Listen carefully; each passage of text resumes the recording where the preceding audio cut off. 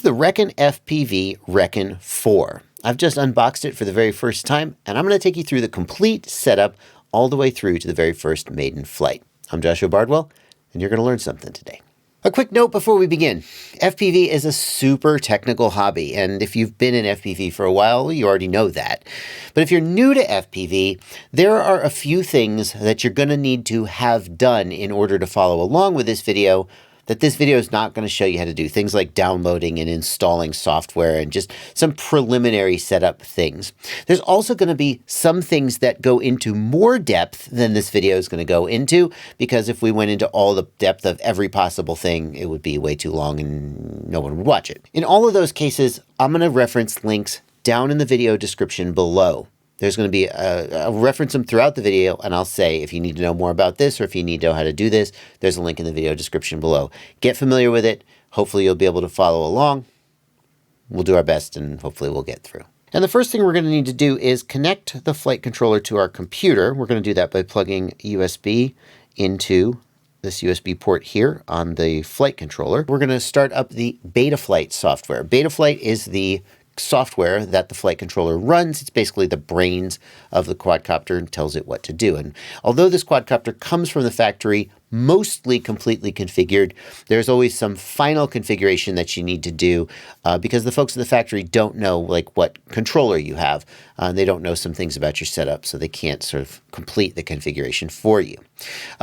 Here is Betaflight Configurator. That's the software that we're going to use to configure Betaflight. And if you don't already have that installed on your computer, this is the point in the video where you're going to pause. You're going to go to the video description and go down there, and I will have a link to a video showing you how to get Betaflight installed. Once we plug in that flight controller, we're going to see a new serial port appear over here. In my case, it's labeled COM3, Betaflight STM32 F7X2, and I'm just going to hit the connect button, and we should connect to the flight controller.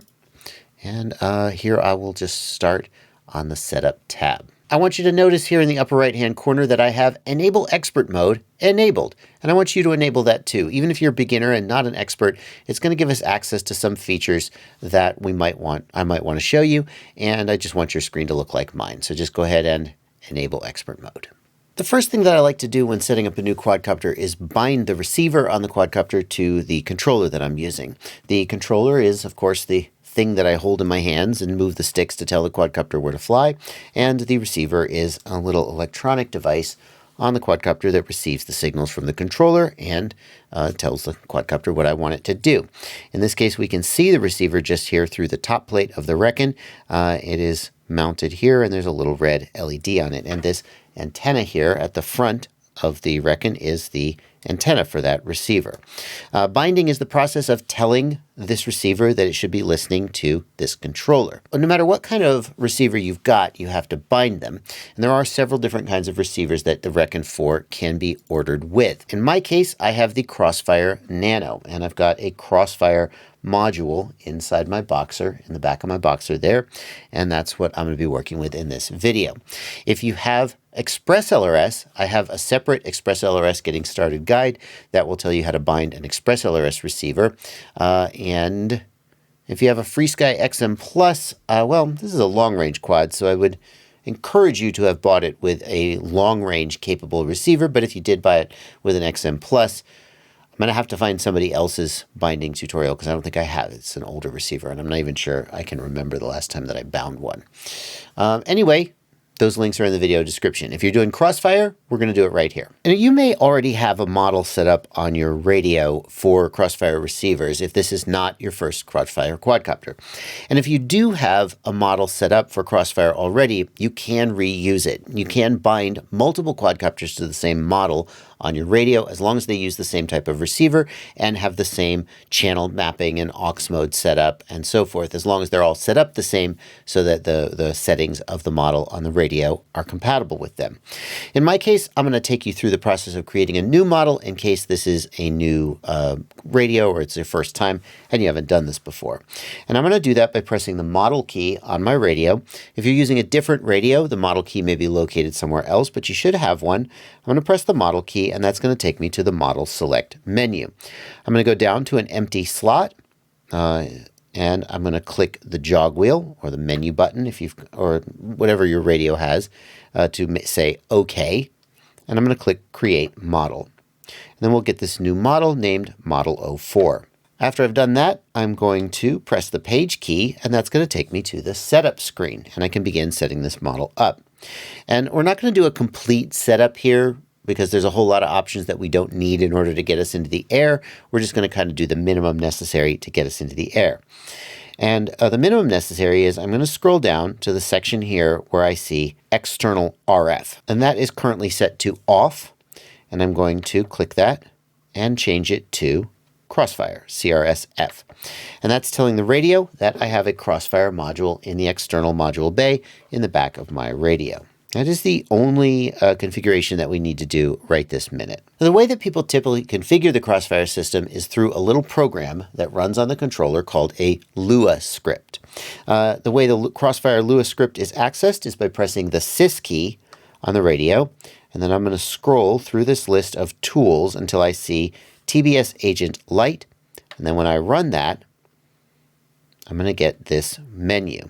And I can go into the Crossfire Micro TX and I can set configuration options for it. I'm going to recommend, if you are working with Crossfire, that you download that Lua script and get it installed. And in order to know more about how to do that, I'm going to refer you to my TBS Crossfire setup guide for I actually have a 2023 update, so it's fairly recent, and it goes through all the steps of getting your basic Crossfire system installed and set up, firmware updates, and so forth.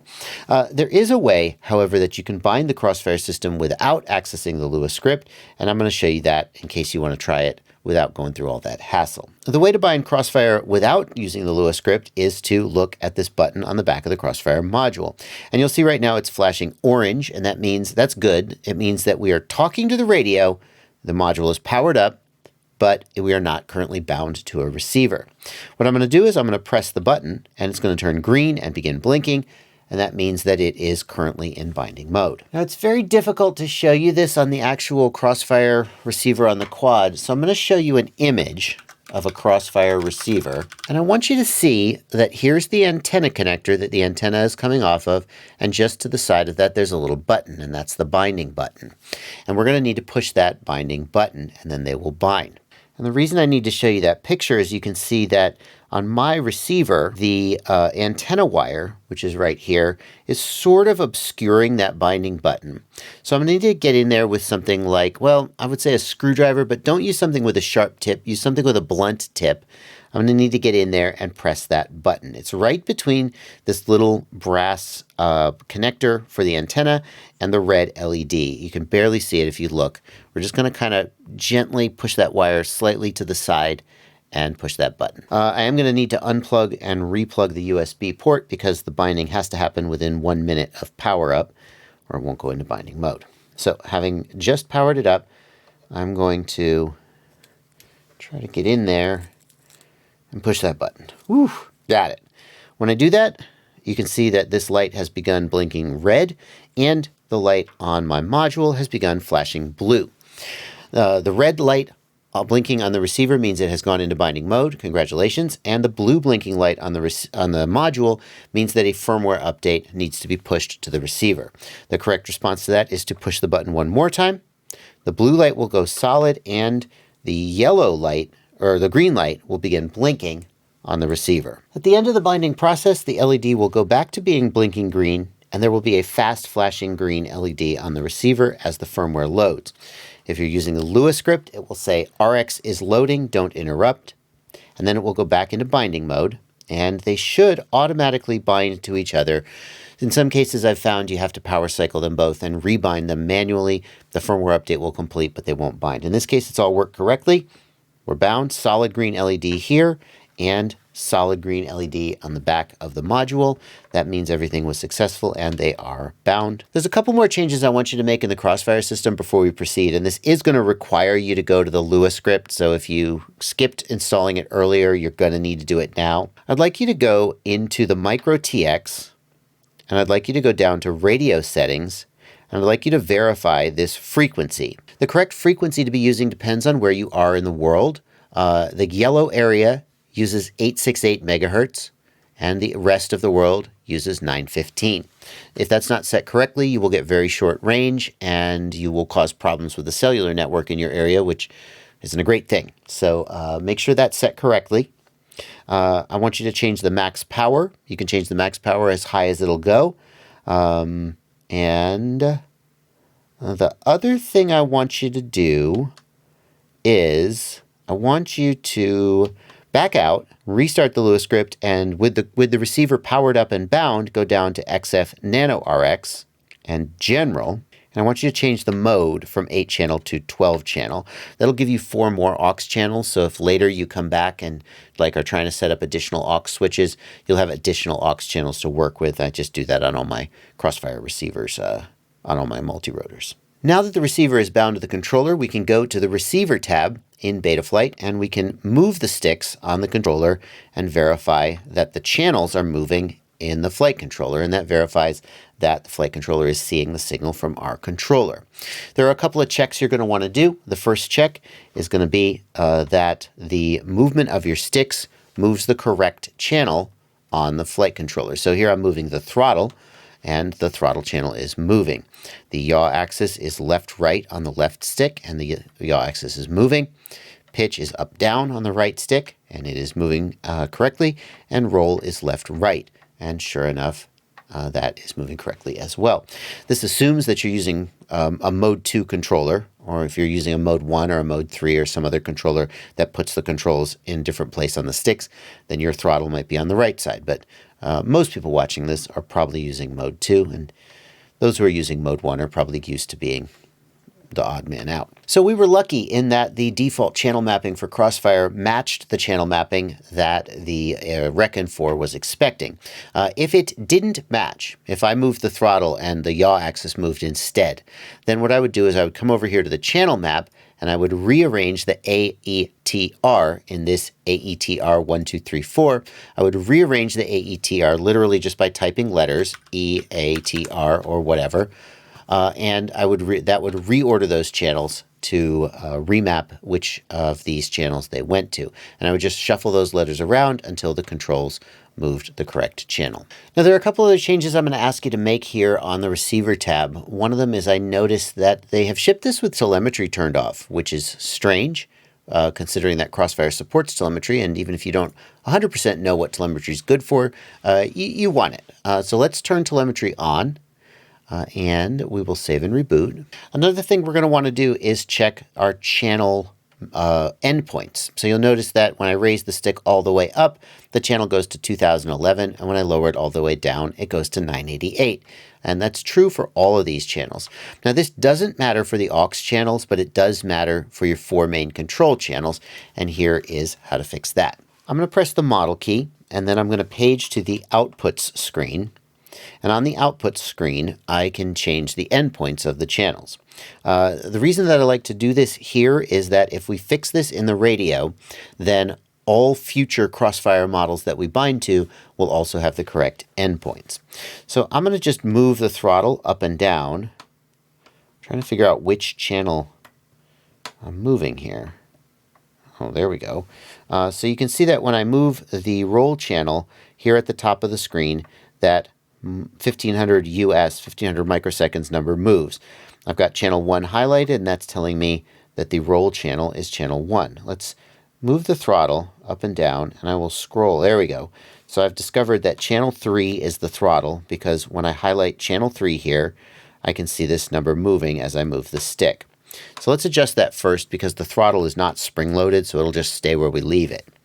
What I'm going to do is highlight channel 3 with the throttle all the way down, and I'm going to click the jog wheel, and I'm going to edit. And then I'm going to go to the min number with the throttle all the way down, and I'm going to look here in Betaflight's Receiver tab at the throttle channel, and I see that it is at a value of 988. I'm going to click the jog wheel, and I'm going to move that min value, and as I do, that value for Betaflight's throttle channel will change because I'm changing the bottom of this channel value. And I want to roll that until it is at 1000. There we go. And then I'm going to raise the throttle all the way up. And I'm going to do the same thing for the max value. And I want to move that until the channel is at a value of 2000. Seems like I can't get it right at 2000. I can either have 1999 or 2001. Well, that's close enough. I'm not going to stress over it. We'll take 2001. I kind of like both of these numbers being the same, 97.8. So I'm just going to leave them there, and we'll have 1999. There's no functional reason for that, just my OCD. Now that we've done that, the throttle channel has correct endpoints of 1000 to 2000, well, 1999, close enough. What we can then do is we can highlight channel 3 and click the jog wheel and copy min-max to all. And that will copy these same min-max values to all of the other channels. Now, that's going to work for us because all of these channels had the same endpoints, and so copying the adjustments to all the channels will produce correct endpoints for all of them. With some controllers and some gimbals, each channel will need to manually be adjusted individually. And if that's you, then so be it. If you do end up in a situation where your endpoints are just crazy all over the place, you might need to recalibrate the gimbals in your radio. I've got a video about how to calibrate the gimbals, and I'll put that down in the video description if you need it. The next thing I'd like you to do is change the stick low threshold from 1050 to 1010 and the stick high threshold from 1900 to 1990.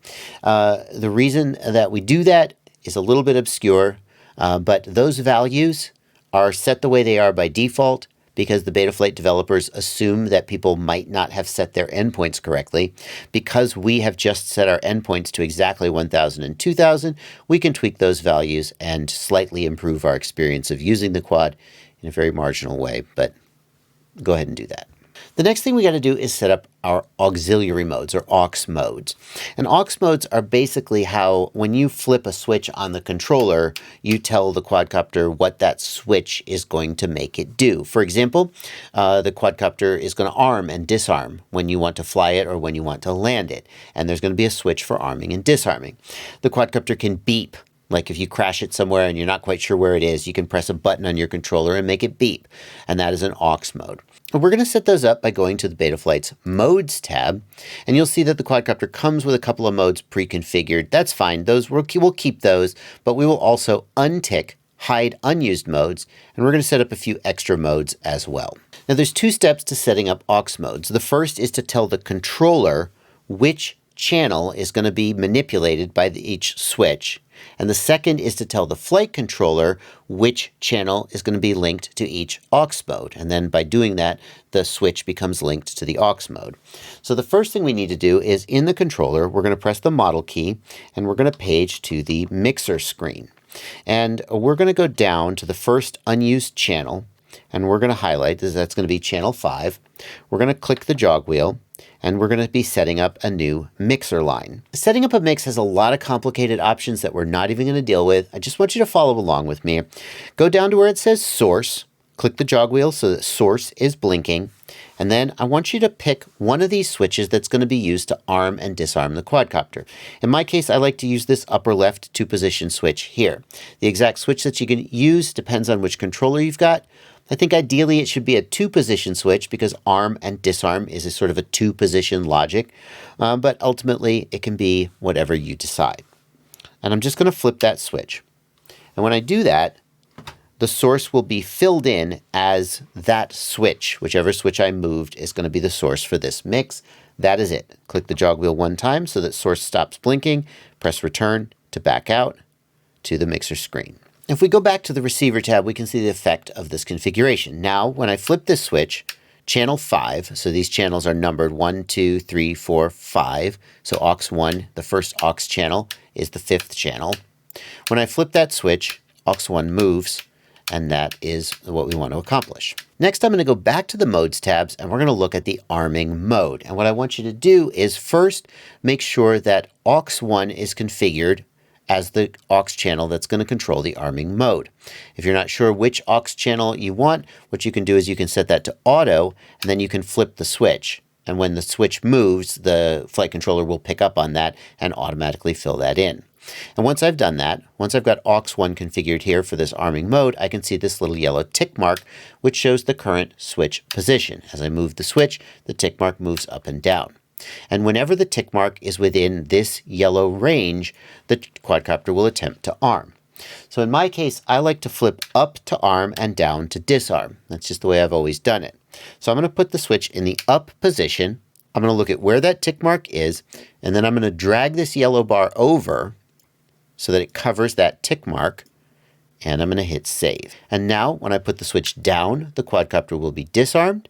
When I put the switch up, the quadcopter will be armed. At this point, we could arm the quadcopter and attempt to go fly it, but there's some more setup that we're going to want to do. For example, angle mode causes the quadcopter to auto level, somewhat like a DJI quadcopter, but not with like GPS position hold, return to home, just auto level where it levels out automatically when you center the stick. And a lot of beginners like to fly in angle mode. So let's go through the process of setting that up. Back in the radio, I'm going to press the model key and I'm going to page to the mixer screen. And now I'm going to go down to the first unused channel. In this case, it's channel 6. I'm going to click the jog wheel. I'm going to go down to source and click so that source is blinking. And then I'm going to pick one of these switches that I'm going to use to control and activate angle mode. And in my case, I like that to be this 3 positions. Nope, that's not a 3-position switch on this radio. Okay, we'll use this one. I like it to be a 3-position switch on the right side of the radio. So I'm going to move that switch, and that's going to automatically fill in as the source. And then I'm just going to click the jog wheel one time so source stops blinking. I'm going to press return, and we've set up. Somehow I set up channel 7. That's okay, I guess. I meant to do channel 6, not the end of the world. Channel 7 is fine. And then I'm going to go here to angle mode. I'm going to set auto, and I'm going to move that switch. And it's going to pick up the aux channel that is assigned to that switch. And now I like to have angle mode be when the switch is in the middle. So I'm going to put the switch in the middle position. I'm going to look at where that tick mark is. I'm going to make sure that this little yellow area covers that tick mark and hit save. And now angle mode will be active when the switch is in the middle position. There's 2 more aux modes that we're going to set up. I'm not going to walk you through the entire setup because I've shown it to you twice now, and you can always follow along with those instructions. But one of the modes that I want you to set up is flip over after crash mode. I'm going to hit add range here. You haven't done that before. And I like to put that on the same switch as angle mode. So I'm going to have angle mode be in the middle and flip crash or turtle mode be on the bottom. Flip crash mode is used when you've crashed upside down. It reverses the prop so the quadcopter can flip itself back over again if it's upside down. And it's very, very useful to have. So I'm going to move that switch. Aux 3 will get picked up here. And I'm going to put that switch in the bottom position. I'm going to slide this slider over so it covers that little tick mark, and I'm going to hit save. And then the last thing I'm going to do is set up a beeper to cause the quadcopter to beep. So if I lose it or crash it and can't find it, it can beep at me. I am going to need to set up one more switch for that. I like to put that on the momentary switch on the right side of the radio. So I just beep, beep, beep, beep, beep, beep. In my case, it's a little push button on the shoulder. In yours, it may be a switch that looks more like this. Whatever it is.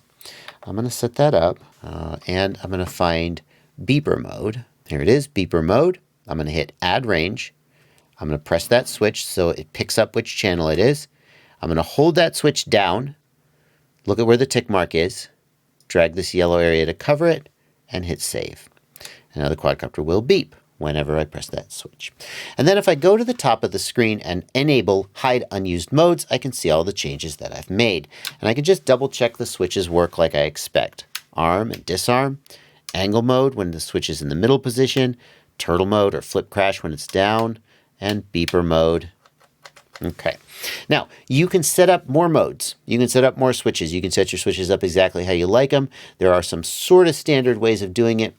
And then there's the way that everybody just decides how they like it to be and sets their quadcopters up. Whatever you do, make your quadcopters as consistent as possible because the muscle memory of knowing this is my arm switch really needs to be consistent between quads. It's going to be really screw you up if you got one quadcopter that's set up differently and your switches do different things. Now at this point, technically you could put the props on and go fly it, but there's a couple more configuration options I want to go over with you that'll, I think, improve your experience of using the quad. In order to demonstrate them, I'm going to plug the quadcopter in and power it up. And I want to show you how the beeper function that we set up works. It's not working. And it's not working because this quadcopter doesn't have a beeper on it, like a physical loudspeaker basically. Instead, what we want to do is go to the configuration tab and enable the D-Shot beacon configuration. Go ahead and enable both those options and hit save and reboot. And what that's going to do is, when I press the button, actually the motors can be made to make a beeping sound, and then you can have beeping on your quadcopter even when there isn't an onboard beeper. So definitely do that. Next, let's go to the video transmitter tab. And I got to tell you, this is only going to be relevant if you have an analog video transmitter. If you've got one with a DJI, a Caddx Vista, then what I'm about to show you doesn't matter. You can just skip to the next section in the video. I like to set my quadcopters to channel raceband 8 by default. And the reason I do that is because raceband 8 is outside of the frequency band that's used by Wi-Fi networks. If you live in an area with a lot of Wi-Fi networks, they can create interference in your analog video, but by putting your quadcopter on raceband 8, you avoid that issue. Now, if you end up flying with other people, you can't all be on raceband 8, and that's why I want to refer you to this video. DJI and analog can fly together. Stop FPV interference. This video is not just about DJI, but it's about anybody who has FPV gear and how to fly with other people without creating interference. Everybody who's getting into FPV needs to watch this video, and of course, I'm going to link it down in the video description. But for now, I'm going to put my quadcopter on channel raceband 8, and while I'm at it, I'm going to crank the output power of the video transmitter to the maximum 350 milliwatts, and I'll just press save to save those options. Next, we're going to come over to the bench because there are a couple of hardware related things you need to do to this quadcopter before you take it out to fly. And the first one relates to this video transmitter antenna. Now, this is the analog version, but this is also true for the DJI version. They have the exact same antenna design and the exact same defect. And the defect is that the antenna is basically friction fit into this little 3D print here, except as you can see, it is not friction fit. And what happens is it pops out and eventually it rips off. And you can try to jam it down in there. In fact, one thing I'm going to try to do is heat this up. This is TPU is this material here. And if you heat it up with a hot air gun or a hair dryer or something, it gets soft and pliable. And maybe you can jam this down in there in such a way that when it cools down and contracts, it grips it firmly. But in my experience, that doesn't work and it always rips out. And the fix is this. What I'm going to do is very, very carefully cut a V notch here. I'm going to do it very carefully so I don't cut this wire, and remove just a little bit of that. And that will allow me to stick it down in there. If I were to heat it with a heat gun or something, I could probably get it even a little further in. That probably would be a good idea. Oh yeah, it's going way down in there. Nice. Ow, ooh, that's hot too. Okay, now I'm able to slide it way down in there. I might not even have needed to cut the V-notch, to be honest with you, but the reason I cut the V-notch is then I'm gonna follow that up with a zip tie to compress the V-notch and sort of really grip it on there. The other thing I could do is I could use some adhesive. A good adhesive to use for this is E6000 if you have some. If you don't have some, it's a really, really great adhesive for this type of use. It's just a little bit pliable. So when it dries, it doesn't get brittle and crack. I've seen people use liquid electrical tape, also works okay. Some kind of adhesive that's got some flexibility to it to really hold it in place. And that, it's a really not a bad antenna design, except that it just doesn't hold the thing. It's flexible, which means it can be really durable, but it just gives out. And it rips the antenna off every freaking time. Maybe don't buy a giant tube of E6000 because it'll dry out before you use it all. I'm just going to get some down in there. Okay. By the way, if you have the Crossfire receiver, you don't need, or I think the Express LRS receiver, you don't. These little things are for the FreeSky receiver. You literally don't need them. You can take them off. If you have the FreeSky receiver, keep them. So there we go. We've got some E6000 applied on there, and then I'm just going to zip tie around that little V-notch that I cut. Hopefully All of those things together will keep this antenna nice and secure. I'm also going to strongly recommend that you take a 1.5 millimeter driver and you check the security, the tightness of all of these screws. In my experience, a lot of these screws were loose from the factory and fell out. This is not the first one of these that I've flown. Like I said, I did a class and they ordered like 12 of these. And so I have a lot of experience with this exact quad. And it would really be smart to get some blue Loctite and literally remove every one of these screws and Loctite them. Now, you're not going to do that. Probably. You're not the person who's going to go to that trouble. You just want to get out there and fly.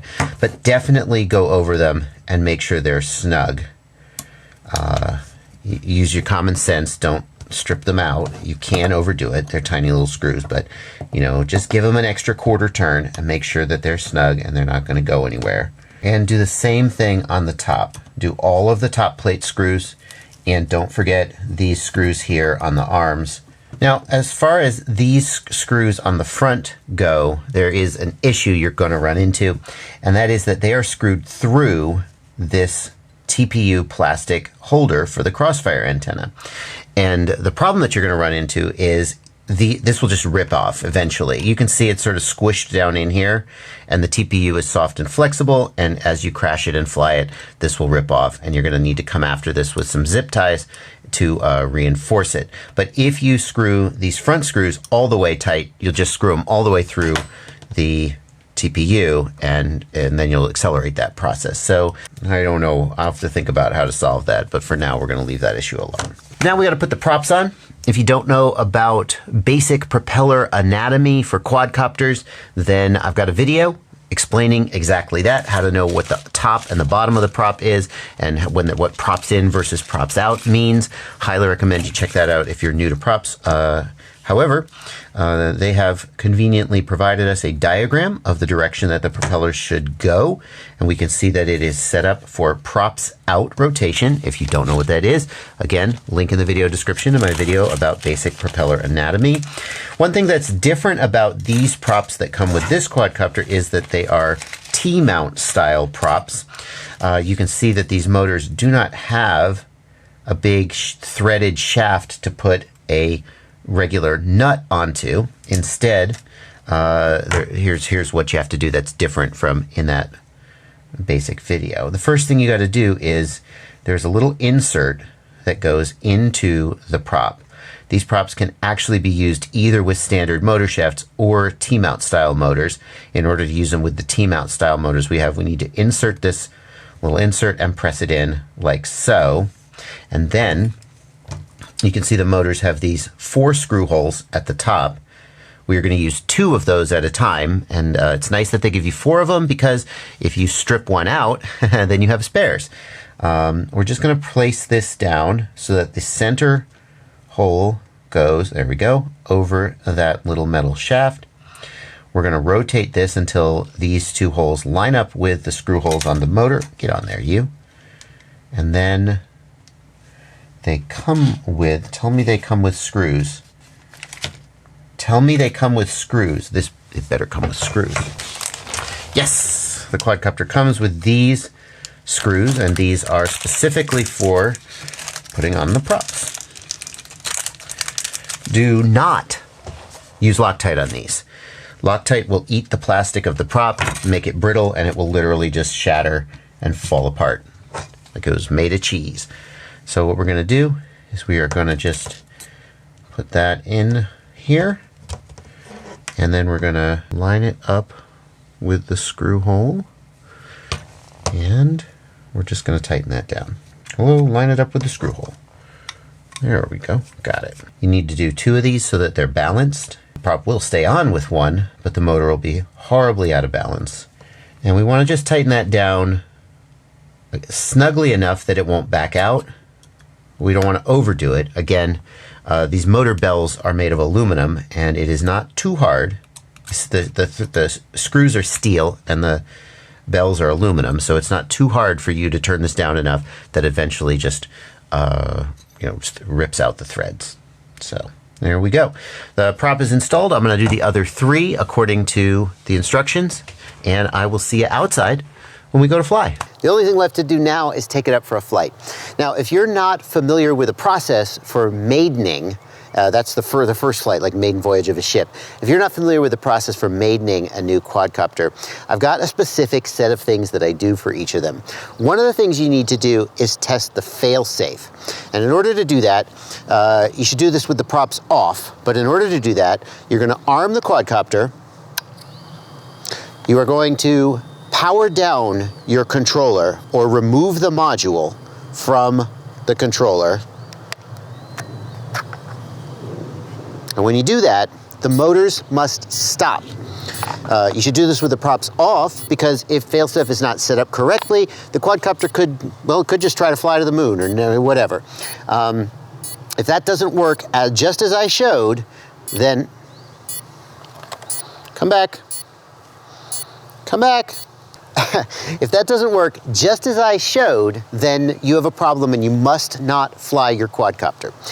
The other thing you want to do is there's a basic check to make sure that your props are on right, everything's configured right, and I'll put a link in the video description as well as a card on screen to that check. You can go check that out. But I'm going to go fly this quadcopter.